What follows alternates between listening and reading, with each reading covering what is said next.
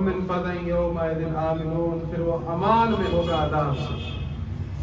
یعنی محشر کے دن جو یہاں سے حسنات لے کر جائے گا وہ امان میں ہوگا.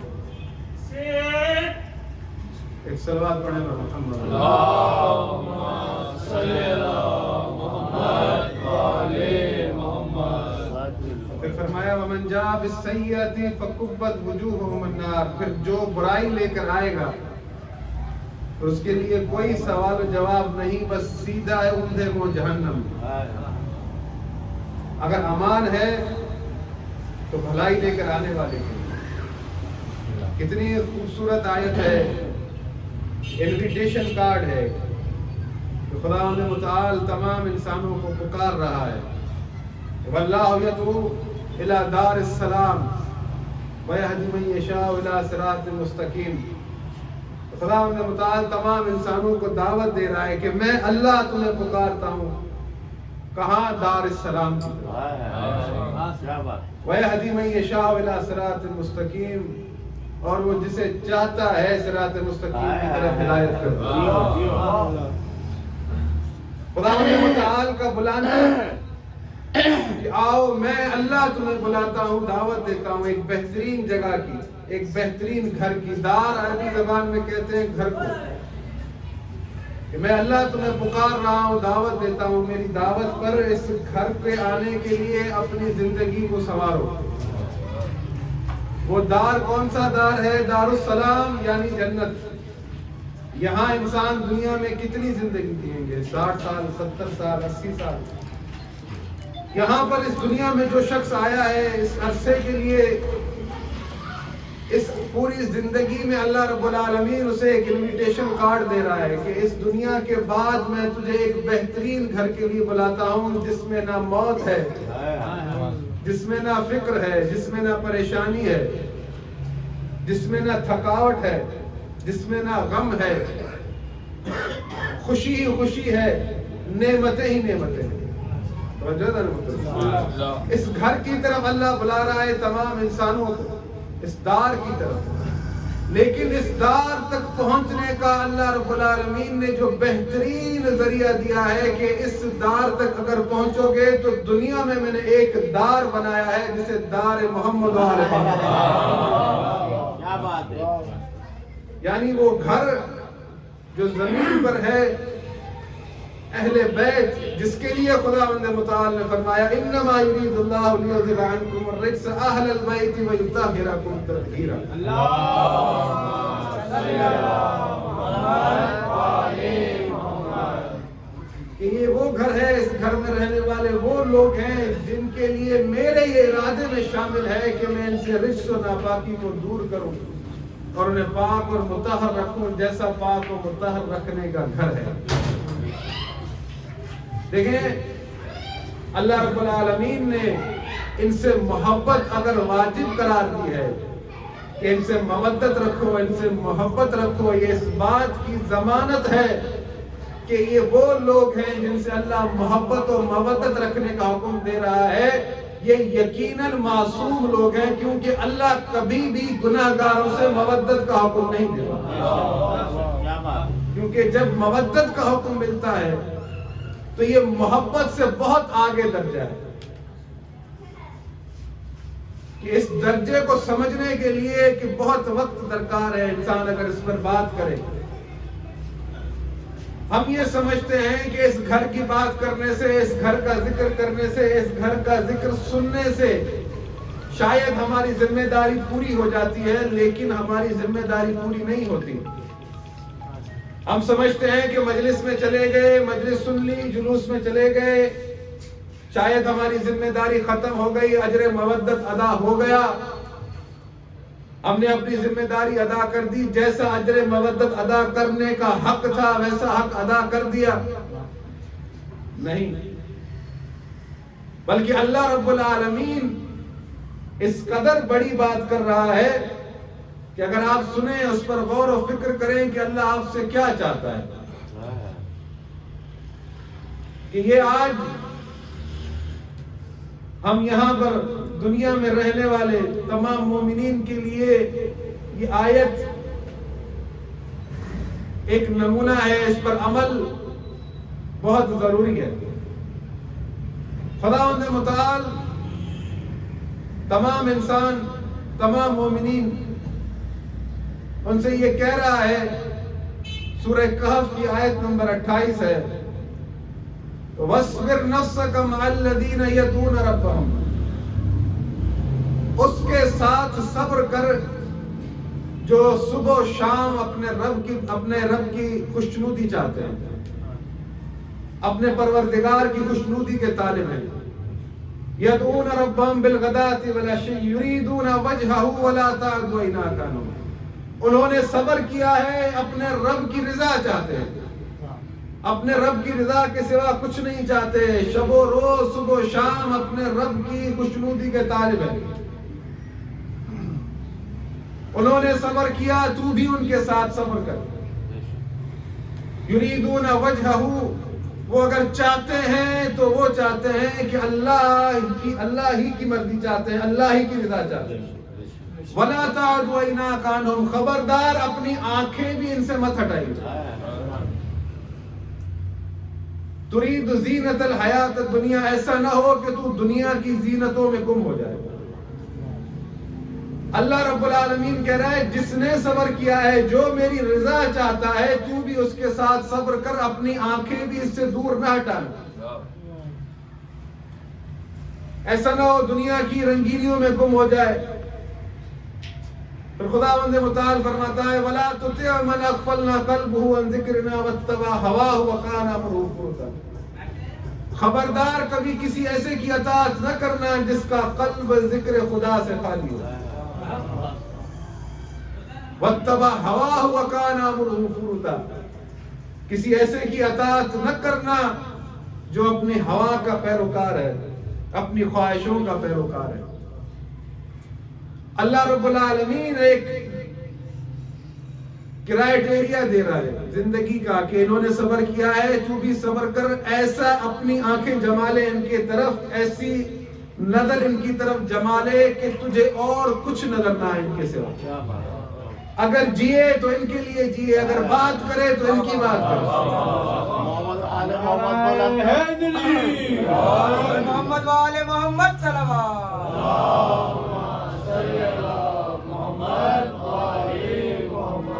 تیرا جینا مرنا، تیری باتیں، تیری گفتگو سب ان کے لیے ہوگی۔ جیسا کہ میں نے آپ کے سامنے کہا کہ خداوند متعال نے کہا کہ جو حسنات لے کر آئے گا، بھلائی لے کر آئے گا، تو اللہ کے عذاب سے امان پائے گا۔ اگر اس دنیا میں آج اس دور میں سب سے بڑی کوئی بھلائی ہے تو وہ ذکر محمد و آل محمد، ان کی بات کرنا، ان کے ساتھ کھڑے ہونا، حجت خدا کے ساتھ کھڑے ہونا۔ کتنی بڑی سعادت ہے کہ کوئی شخص نمازی ہو، یہ کتنی بڑی سعادت ہے کہ کوئی شخص حاجی ہو، کوئی زکوٰۃ دینے والا ہو، کوئی خیر کے کام کرنے والا ہو۔ لیکن میرے عزیزو، نمازی نمازیں پڑھتا رہے، حاجی حج کرتا رہے، زکوٰۃ دینے والا زکوٰۃ دیتا رہے، یہ سارے احکام خدا بندی ہیں، ان کا انکار کفر ہے، لیکن اللہ نے جنت کا معیار نہیں رکھا ہے۔ اللہ نے نہیں کہا کہ جو نمازی ہے میں نے اس کے لیے جو ہے نمازیں زیادہ دیکھوں گا تو جنت دوں گا، بلکہ یہ کہا اپنے کلام میں کہ ام حسبتم ان تدخلوا الجنۃ ولما یعلم اللہ الذین جاہدوا منکم ویعلم الصابرین، کہ کیا تم گمان کرتے ہو کہ جنت میں چلے جاؤ گے، ابھی تو ہم نے دیکھا ہی نہیں تم میں جہاد کون کرتا ہے۔ اللہ نے کہیں نہیں کہا کہ ابھی تو ہم نے یہ دیکھا ہی نہیں کہ تم میں سب سے زیادہ نمازیں کس نے پڑھی ہیں، یہ نہیں کہا کہ میں نے ابھی یہ نہیں دیکھا کہ تم میں سب سے زیادہ حج کس نے کیے ہیں، یہ نہیں کہا کہ میں یہ دیکھوں کہ تم میں سب سے زیادہ زکوٰۃ کس نے دی ہے۔ اللہ کہہ رہا ہے کہ مجھے یہ دیکھنا ہے کہ تم میں سے جہاد کس نے کیا ہے اور صبر کس نے کیا ہے۔ اور خدا کی قسم اللہ جو یہ کہہ رہا ہے کہ میں یہ دیکھنا چاہتا ہوں تم میں جہاد کرنے والا کون ہے، اور صبر کرنے والا کون ہے، پھر یہ معیار ٹھہرے گا کہ اب تم جنت میں جانے کے لائق بھی ہو کہ نہیں۔ تم یہ گمان کرتے ہو کہ جنت میں چلے جاؤ گے بس تم نے کہہ دیا لا الہ الا اللہ محمد رسول اللہ، تم نے نماز پڑھ لی، تم نے زکوٰۃ دے دی، تم نے حج کر لیا، تم سمجھتے ہو کہ اب تم جنت میں چلے جاؤ گے۔ یہ مرحلہ ہے جہاد اور صبر۔ مجھے سمجھ میں نہیں آتا کہ لوگوں نے کیوں کثرت کو، تعداد کو حق بنا لیا۔ کیا بات ہے۔ ایک مفتی صاحب نے کہا، آپ سنتے رہتے ہیں جی مجھے پروگراموں میں، جی جی حق وہاں ہوتا ہے جہاں پر تعداد زیادہ ہو، اکثریت زیادہ ہو۔ تو میں نے ان سے سوال کیا کہ قبلہ اس کی دلیل کیا ہے؟ تو کہا رسول خدا نے فرمایا تھا کہ جہاں میری جماعت زیادہ ہوگی حق وہاں ہوگا۔ تو میں نے ان سے کہا کہ آپ سے اشتباہ ہو گیا ہے، رسول ایسا کہہ ہی نہیں سکتے۔ کیا بات ہے، کیا بات ہے۔ کیونکہ اللہ کی سبیل کا اگر کوئی سب سے بڑا دشمن ہے تو وہ اکثریت ہے۔ اگر آپ یہ کہتے ہیں کہ جہاں پر اکثریت ہے حق وہاں پر ہے، تو ذرا مجھے اس بات کا جواب دے دیں، یزید کے ساتھ سارا جہان تھا، حسین کے ساتھ فقط 72 تھے، حق پر کون تھا؟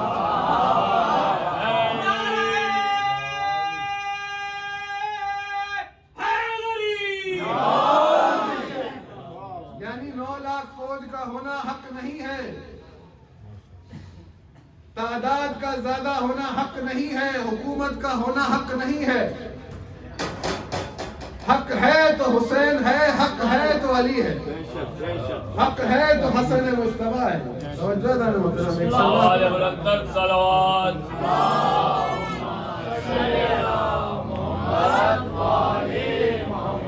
اور دیگر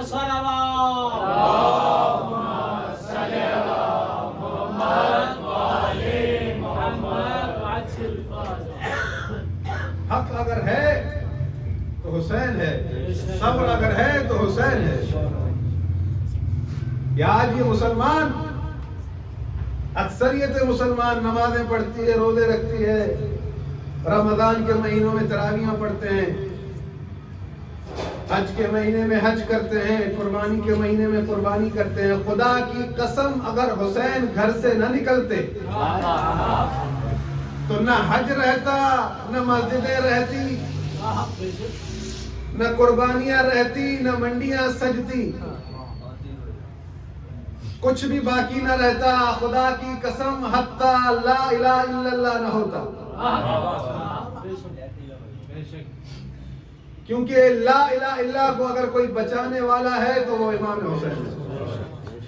تو آپ یہاں سوچیں کہ حافظ صاحب نے بات کہہ دی بھئی دین تمام ہو جاتا، اکثر لوگ کہتے ہیں، ویڈیو بناتے ہیں، محرم قریب آتا ہے، یہ کیا بات کرتے ہیں شیعہ کہ اگر امام حسین قربانی نہ دیتے تو دین تمام ہو جاتا۔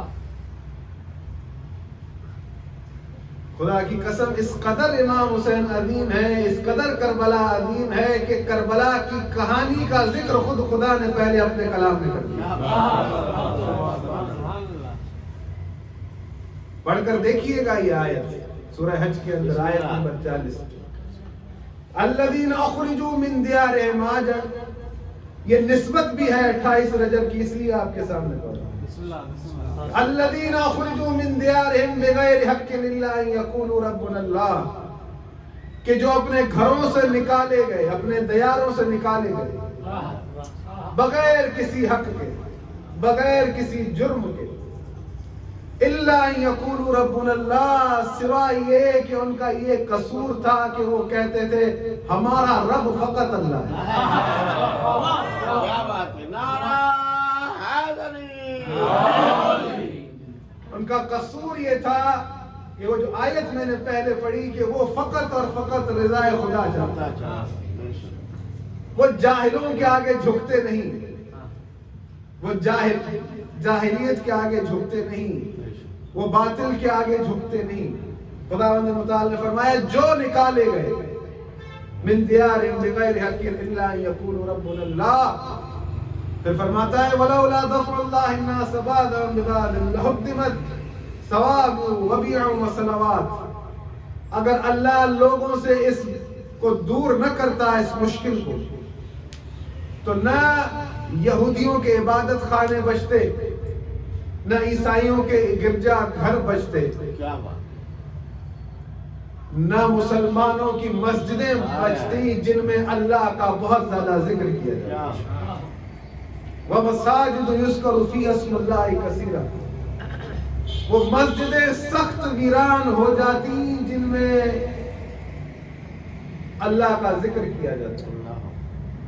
مسلمان کہتے ہیں کہ کیوں بنا لی؟ ہم یہ کہتے ہیں کہ پھر اللہ نے یہ بات کیوں کہی کہ یہ اگر گھر سے نہ نکلتے یہ اپنے دیار سے نہ نکلتے تو دنیا ویران ہو جاتی عبادت خانے ویران ہو جاتے. پھر فقط مسلمانوں کی مسجدیں نہ پھر وہ جو پہلے قومیں گزری ہیں ان کے گرجا گھر ان کی عبادت خانے تمام کے تمام ختم ہو جاتے ہیں. حتیٰ کہ کوئی ہے جو اس زمین کا خالق ہے کوئی ہے جو اس کائنات کا خالق ہے لوگ اس سے بھی غافل ہو جاتے ہیں. پھر خداوند متعال نے فرمایا وَلَا تَنْصُرَنَّ اللَّهَ مَن يَنْصُرُهُ. اللہ ضرور اس کی مدد کرے گا جس نے اللہ کی مدد کی. ان اللہ لقوی عزیز. وہ بہت بڑا طاقتور اور توانا ہے.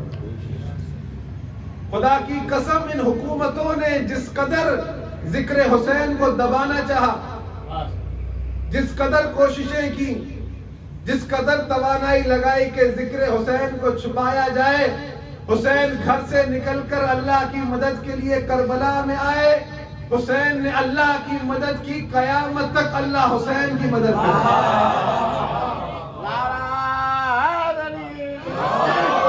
محمد والے محمد بلندر صلوات.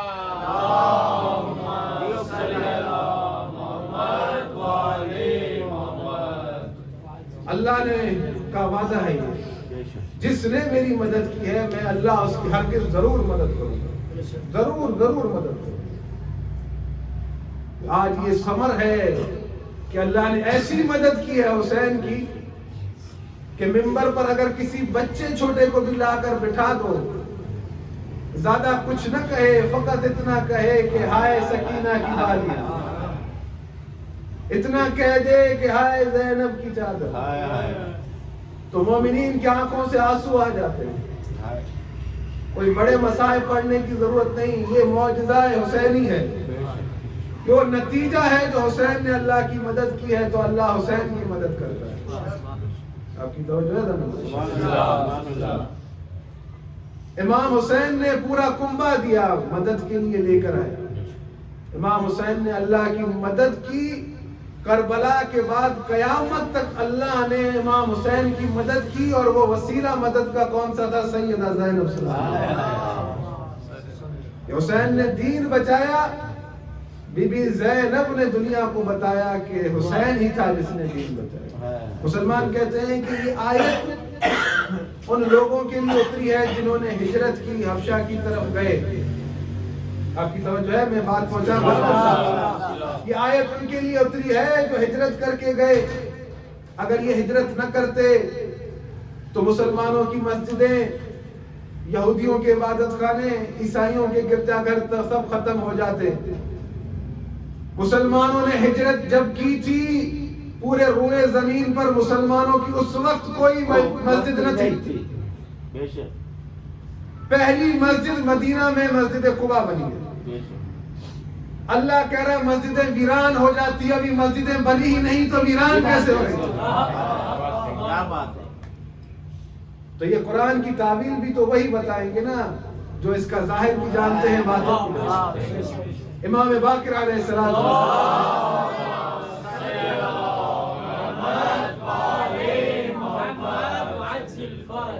یہ آیت پیش کی اطلاع ہے پیشن گوئی ہے اللہ رب العالمین کی کربلا کی کہ اللہ رب العالمین نے کربلا کا ذکر کیا ہے. پہلے دنیا کو بتا دیا ہے. پہلے پیشن گوئی کی ہے پیش کی اطلاع دی ہے کہ یہ لوگ جب گھروں سے نکالے جائیں گے جبرن نکالے جائیں گے. کیونکہ وہ ان سے بیعت طلب کرے گا جس کے قلب میں خدا نہیں، وہ ان سے بیعت طلب کرے گا جس کا شجرہ ٹھیک نہیں، وہ ان سے بیعت طلب کرے گا جو فاسق و فاجر ہے۔ لیکن دنیا کا یہ انتخاب، خدا کی قسم یہ جملہ میں نے علن اعلان کہا تھا کیمرہ کے سامنے، مفتیوں کے سامنے، کہ ہم فقط اس جملے پر روتے رہیں قیامت تک کہ حسین کی موجودگی میں یزید جیسا لعین خلیفہ بن گیا، فقط اس بات پر روتے رہیں تو ہمارے رونے کا حق ادا نہ ہوگا۔ کربلا کے مصائب تو دوسرے، جو امام حسین کو شہید کیا، ان کے گھر والوں کو اسیر کیا، شام کے درباروں میں لے جایا گیا، وہ تو سارے بعد کے مسئلے، لیکن فقط اس بات پہ روتے رہیں کہ حسین جیسا پاک اور طیب امام بیٹھا تھا، حسین جیسا پاک اور طیب امام لوگوں کے درمیان موجود تھا، اس امام کے ہوتے ہوئے یزید جیسا تخت خلافت پر کیسے آ سکتا؟ فقط اس جملے پہ اگر رویا جائے تو رونے کا حق ادا نہ ہو۔ کس قدر یہ مشکل سنگین ہے مومنین کے لیے، ان سے محبت رکھنے والوں کے لیے۔ کہاں کیسے تھے وہ لوگ کہ جنہوں نے یزید کا انتخاب کیا؟ مجھے بڑا تعجب ہوتا ہے کہ بعض اوقات لوگ مسائل کو الجھاتے ہیں کہ یوں ہوا،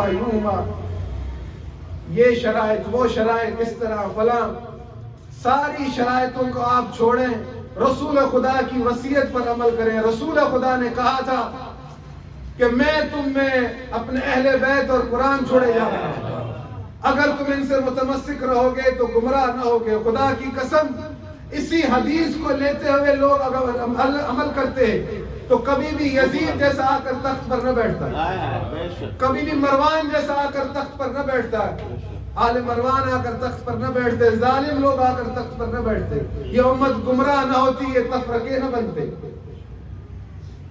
اللہ کے رسول نے وعدے کر دیا، اللہ نے وعدے کر دیا کہ تفرقوں میں مت پڑو، وَاعْتَصِمُوا بِحَبْلِ اللَّهِ، اللہ کی رسی کو مضبوطی سے پکڑ لو۔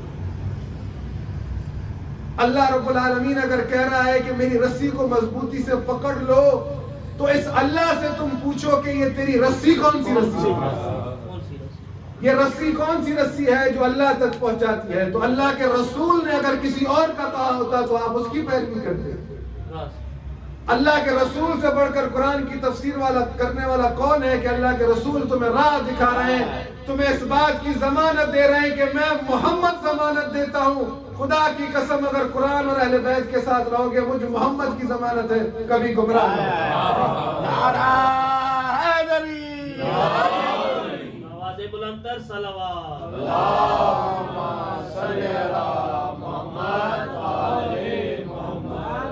جیو صحیح۔ لیکن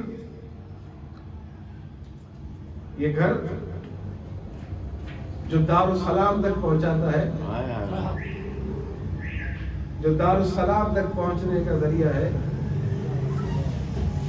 یہ دار ایسا دار ہے کہ اس دار میں جو بی بی رہتی ہے وہ سیدۃ النساء العالمین ہے۔ اس دار میں اس بی بی کا جو شوہر ہے وہ قسیم الجنہ والنار ہے۔ اس دار میں رہنے والے جو دو بچے ہیں حسنین کریمین جو جوانان جنت کے سرور، اس گھر کے کو چھوڑ کر لوگ اگر اپنی راہیں لیں گے تو گمراہی بنے گی، سبب بنے گا۔ دارالسلام پر جانے کی سیڑھی تھی دنیا کا یہ گھر، یہ بیت، یہ دار، لیکن خدا کی قسم یہ رسول دنیا سے گئے، رسول خدا کی آنکھ بند ہوئی تو وہ بی بی جس کے لیے رسول خدا اپنی مسند سے کھڑے ہوا کرتے تھے، بڑی محبت تھی رسول خدا کو بی بی فاطمہ الزہرا سے۔ جب امام حسن حسین ان کی جھولی میں بیٹھے ہوتے تھے تو یہ جملہ کہتے تھے، سارا عالم رسول خدا سے کہتا تھا میرے ماں باپ آپ پر قربان یا رسول اللہ، ہر شخص یہ کہتا تھا میرے ماں باپ آپ پر قربان لیکن جب رسول خدا امام حسن اور حسین سے لاڈ کرتے تھے یہ کہتے تھے کہ محمد کے ماں باپ حسن اور حسین کی ماں پر قربان. اس قدر عزت و احترام دیتے تھے کہ وہی رسول جب دنیا سے چلے گئے جس بیوی کے لیے مسند سے کھڑے ہو جاتے تھے وہی بیوی دربار میں کھڑی ہوئی اپنے حق کے لیے. یہ وہی حسین تھے جو 28 رجب کے دن اپنے نانا کے شہر سے مایوس ہو کر اللہ کی مدد کے لیے اپنے دیار کو اپنے گھر بار کو چھوڑ کر نکل رہے ہیں کربلا کی. ایک شخص تھا مدینے کے قریب اس کا گاؤں تھا, مدینے آتا تھا, تاجر تھا, سامان کی خرید و فروخت کے لیے. کہتا تھا میں مدینے والوں کو جانتا تھا, بڑے خوش اخلاق تھے,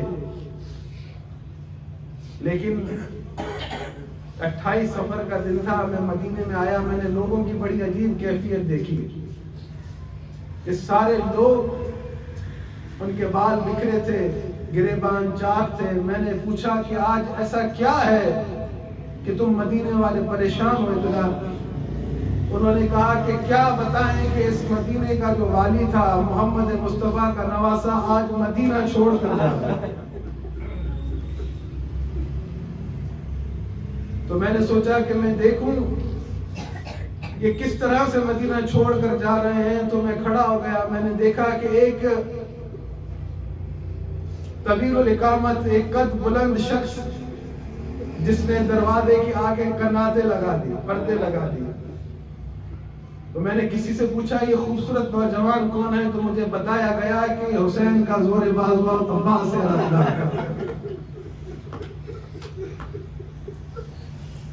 سواریاں آ رہی تھی, ناکے آ رہے تھے, ان پر سامان رکھے جا رہے تھے, پھر سواریاں آ رہی تھی تو کچھ بیویاں آتی تھی, ان کو نوجوان سوار کرواتے تھے. اس نے کہا کہ ایک ایسا شخص تھا جس کی بڑی چہرے میں رونق تھی, بڑا نور تھا, اسے کرسی لا کر دی گئی, وہ بیٹھا دیکھ رہا تھا سب ماجرا. سب بیویاں سوار ہو رہی تھی, لیکن ایک وقت ایسا آیا, ایک بیوی ایسی آئی کہ وہ کرسی پر بیٹھا بھی اس کے استقبال میں کھڑا ہوا. مجھے بتایا گیا کہ یہ حسین کی بہن زینب تھی. حسین نے پکار کر کہا عباس, علی اکبر, قاسم, سب آؤ پھپھی کے لیے جمع ہو جاؤ, پھپھی کو سوار کرو. بیوی کو سوار کرایا گیا, بیویاں سوار ہوئی, قافلہ تیار ہوا. امام حسین خود اپنی سواری پر سوار ہوئے. راوی کہتا ہے امام حسین نے پہلے لوگوں کی طرف دیکھا, پھر نانے کے روزے کی طرف دیکھا, پھر نانے کے روزے کو دیکھ کر کہا نانا الوداع, اور اپنے بھائی عباس سے کہا کہ چلنے کی تیاری کرو. راوی کہتا ہے کہ عباس نے پہلے ناکے سے لے کر آخری ناکے تک چکر لگایا. چکر لگانے کے بعد جب اس نے چاہا کہ میں اپنی سواری پر سوار ہوں تو ایک بی بی وہاں موجود کھڑی تھی جو عباس کی ماں تھی. راوی کہتا ہے کہ حضرت عباس نے اپنے قدم بڑھائے, بی بی ام البنین اس کی والدہ گرامی کھڑی تھی, ہاتھ بڑھائے, چاہا کہ ماں کو گلے لگا لوں, الوداع کر لوں. عباس نے جیسے ہی ہاتھ بڑھائے, بی بی ام البنین نے پیر پیچھے کر لیا. بیٹا ہے, ماں ہے, جا رہا ہے, الوداع کرنا چاہتا ہے, پیر بڑھایا, پیر پیچھے کر لیا, ہاتھ بڑھائے, پیر پیچھے کر لیے. دوسری بار آگے بڑھا, ماں مل لے مجھ سے, میں جا رہا ہوں, بی بی نے پیر پیچھے کر لیا. تیسری بار پھر ہاتھ بڑھایا, ماں میں جا رہا ہوں, مجھے الوداع نہیں کرے گی, تیرا عباس جا رہا ہے مدینہ چھوڑ کر. بی بی ام البنین نے کہا دیکھتے نہیں, حسین دیکھ رہے ہیں, حسین کی ماں نہیں ہے. ایسا نہ ہو میں تجھے گلے لگاؤں, تو میرا بیٹا ہے. حسین کو حسین کی ماں یاد آ جائے. حسین کو حسین کی ماں بچپنے میں چھوڑ کر چلی گئی. بڑے ظلم دیکھے حسین کی ماں نے. دیکھ عباس, ان کجاووں میں فاطمہ زہرا کی امانت ہے, ان کے پردے کی حفاظت تجھے کرنی ہے. میں نے تیرے بابا علی کے ساتھ وعدہ کیا. ایسا نہ ہو تو زندہ ہو اور کوئی ان کی طرف آنکھ اٹھا کر بھی دیکھے تجھے اپنا دودھ معاف نہیں کروں. کیا یہ سفر تھا کہ بی بی کا یہ جملہ کہ حسین کی ماں نہیں ہے. ہاں حسین کی ماں حسین کو چھوڑ کر چلی گئی. بڑا روتی تھی یہ بی بی, پتہ تھا حسین بھی ایک دن یہ مدینہ چھوڑ کر جائے گا, کیونکہ بی بی کو مدینے والوں نے دکھ ہی بڑے دیے تھے.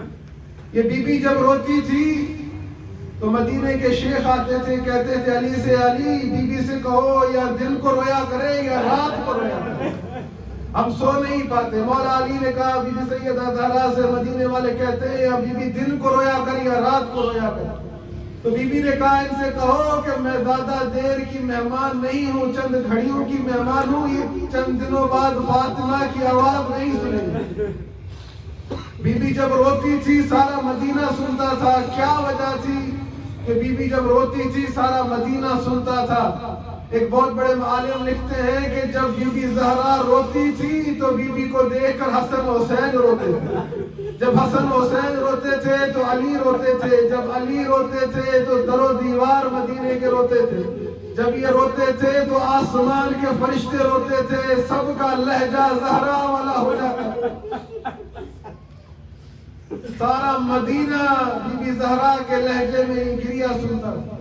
بی بی روتی تھی. بی بی جانتی تھی کہ ایک دن آئے گا کہ میرے بیٹے حسن کو زہر دیں گے, میرا حسین تنہا ہو جائے گا, یہ مدینہ چھوڑ کر جائے گا اور کوئی اس کے ساتھ نہ ہوگا. ہم وفادارو حسین مدینہ چھوڑ رہے ہیں, حسین کے ساتھ فقط 72 ساتھی. حسین کربلا پہنچے ہیں. وہ بی بی جس سے حسین نے مدینے میں سوار کروایا تھا بڑی عزت و اکرام کے ساتھ, وہی بی بی جب 11 محرم کو کربلا سے کوفہ اور کوفہ سے شام کی طرف جا رہی ہے تو ہاتھوں میں رسل بندے ہیں, بغیر کجاوے کے اونٹ پر سوار ہے اور عباس کی لاش سے گزر رہی ہے. یہ جملہ کہتے دیکھ عباس تیری زینب بہن کیسے جا رہی ہے, کہ وہ وقت تھا تو نے مجھے سوار کرایا تھا, آج مجھے کوئی سوار کرانے والا نہیں. اللہ لعنت اللہ علی القوم الظالمین.